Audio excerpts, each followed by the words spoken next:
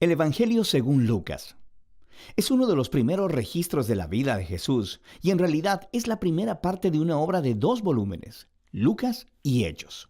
Si comparas las líneas introductorias de ambos libros, es claro que vienen del mismo autor y hay pistas internas en el libro de Hechos, así como en la tradición temprana, que identifican al autor como Lucas, el acompañante de viaje y colaborador del apóstol Pablo, quien sabemos que también era médico. Lucas introduce su obra con un prefacio que nos dice cómo y por qué escribió este libro.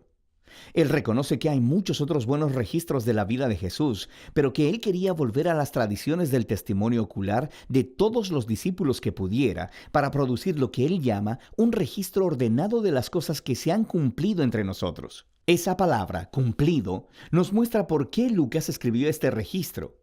Para él, la historia de Jesús no es solo historia antigua.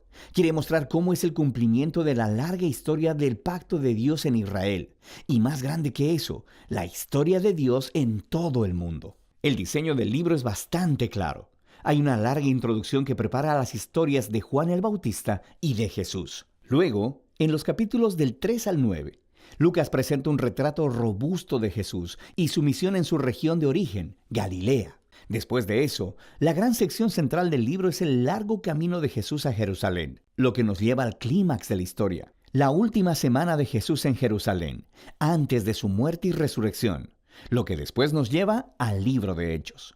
En este video nos enfocaremos en la primera mitad del Evangelio de Lucas. La introducción extendida cuenta en paralelo las historias del nacimiento de Juan el Bautista y de Jesús. Así que tienes a una pareja sacerdotal de ancianos, Zacarías y Elizabeth, a una jovencita soltera, María, y a José.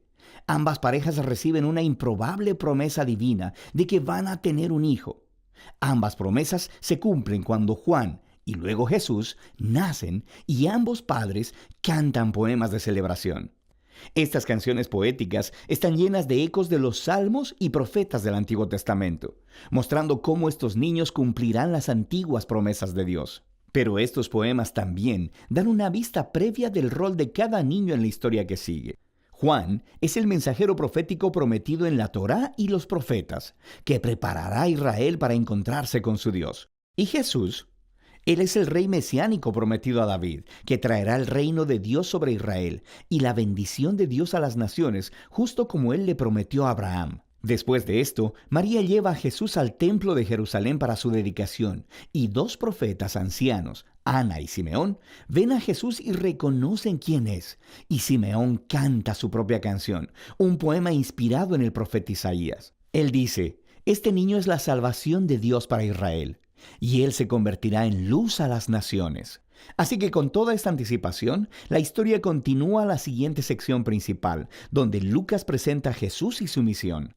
Él prepara la escena con el movimiento de renovación de Juan en el río Jordán, donde él está llamando a un nuevo arrepentimiento, comprometiendo nueva vez a Israel a la existencia a través del bautismo. Él está preparando la llegada del reino de Dios. Y luego, Jesús aparece como el líder de esta nueva Israel, y él es marcado por el Espíritu y la voz de Dios desde el cielo. Él es el Hijo amado de Dios.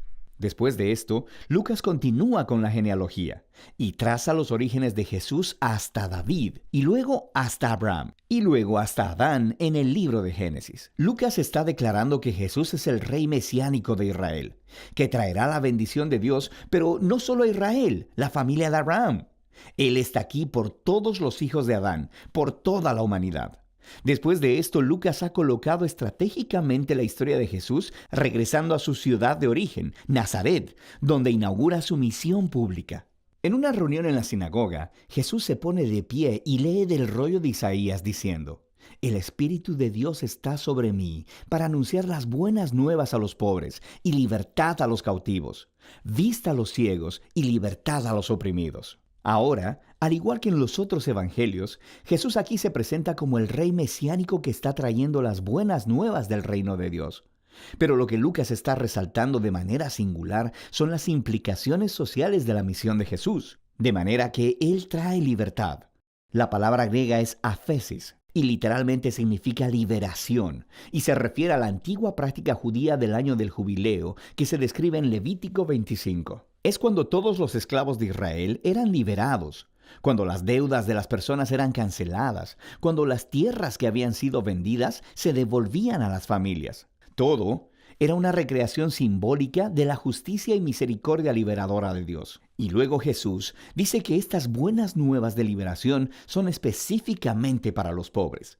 En el Antiguo Testamento, los pobres, o en hebreo aní, es una categoría mucho más amplia, no solo para las personas que no tienen mucho dinero.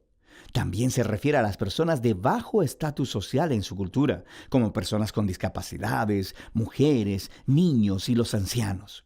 También puede incluir a los marginados sociales, como personas de otros grupos étnicos, o personas cuyas malas decisiones los habían dejado fuera de los círculos religiosos aceptables. Y Jesús dice que el reino de Dios es especialmente una buena noticia para estas personas. Así que después de esto, Lucas pone inmediatamente delante de nosotros un gran bloque de historias que nos muestran cómo lucen las buenas nuevas de Jesús para los pobres. Involucran la sanidad de una mujer enferma y en cama, o de un hombre que tiene una enfermedad en la piel, o de alguien que está paralizado.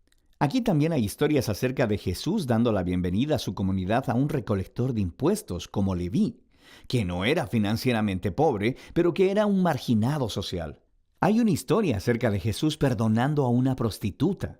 Lucas está mostrando cómo el reino de Jesús traía restauración y revertía todas las circunstancias de las vidas de las personas. Él está expandiendo el círculo de personas que son invitadas a descubrir el poder sanador del reino de Dios. Y mientras la misión de Jesús atrae a un gran número de seguidores, Él hace algo todavía más provocativo. Él hace de estas personas un nuevo Israel, poniendo sobre ellos 12 discípulos como líderes, que correspondían a las 12 tribus de Israel. Y luego Jesús enseña su manifiesto sobre un reino de cabeza, o como Lucas lo llama, el sermón del llano. Él dice que el amor de Dios por el marginado y el pobre significa que su reino revierte todos nuestros sistemas de valores. Él está aquí para formar un nuevo pueblo de Dios, alternativo, que responderá a la invitación de Jesús al practicar la generosidad radical al servir al pobre. Personas que guiarán al servir y vivirán haciendo la paz y perdonando. Personas que son profundamente piadosas, pero rechazan la hipocresía religiosa. Ahora, la visión radical de Jesús acerca del reino ha declarado tener autoridad divina. Así que empieza a generar resistencia y controversia, especialmente de los líderes religiosos de Israel. Su búsqueda de personas cuestionables es una amenaza a sus tradiciones religiosas y a su sentido de estabilidad social. Así que empiezan a acusar a Jesús de blasfemar a Dios, de ser un borracho y de juntarse con pecadores. Esta sección culmina en una nueva revelación para sus discípulos sobre la misión de Jesús. Él dice que sí, Él es el rey mesiánico y que establecerá su reino sobre Israel al morir en Jerusalén, al convertirse en el rey siervo sufriente de Isaías 53, que muere por los pecados de Israel. Y entonces, ¿la escandalosa idea? Se explora en la siguiente historia, mientras Jesús sube a una montaña con 3 discípulos y de repente se transforma delante de ellos. Ellos están envueltos en esta nube de la presencia de Dios, quien anuncia, «Este es mi Hijo escogido». Y luego, Moisés y Elías están ahí, los otros 2 profetas que se encontraron con la presencia y la voz de Dios en una montaña. Y Lucas nos cuenta que ellos están hablando juntos acerca de la partida de Jesús, que estaba a punto de cumplirse en Jerusalén. Esa palabra griega, éxodo, es una clara referencia a la historia del éxodo. Lucas está representando aquí a Jesús como un nuevo Moisés, que guiará a su nuevo Israel a la libertad y a la liberación del pecado y la maldad en todas sus formas, personal, espiritual y social. Y eso nos llevará a la segunda mitad del libro, pero por ahora, esa es la primera mitad del Evangelio según Lucas.